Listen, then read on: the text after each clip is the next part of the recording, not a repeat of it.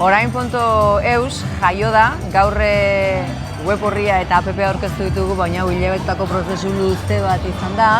Orain.eus albisteetako marka digital berria da, baina gaur aurkeztu den webetik eta appetik harago doana. Alegia, sare sozialak ere hartzen dituena, EITBko albiste digitalen esparru osoa hartzen duena. Orain, unibertsoaz hitz egitea gustatzen zaigu. Eta guzti hau kontsumo modu berrietara egokitu behar dugulako, notiziak edo albisteak mugikorrean, bideoan, modu azkarrean bilatzen ditugulako, eta 35 urte azpikoak erakartzeko hain justu horiek direlako kontsumo modu berri horiek eskatzen dizkigutenak.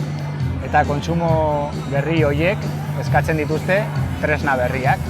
Eta Orain.eus tresna berriekin atera dugu, esaterako bideo laburrak formatu vertikalean, edo Instagrameko storietan oinarritutako beste tresna batzuk.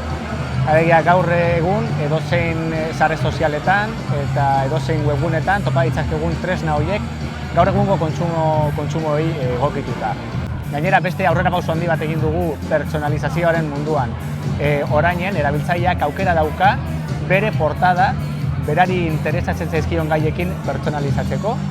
Orain.eusen portada nagusia topatuko du, eguneko albisteekin, garrantziaren arabera ordenatuta, baina badauka bere atala, gainera zuretzat deitu diogu, eta portada hortan bere interesen araberako edukiak topatuko ditugu. Bestelako funtzionalitate pila da, zuzuneko emankizunak, minutukoak, eta datozen aste eta hilabeteetan etorriko direnak. Informazioa hemen eta orain.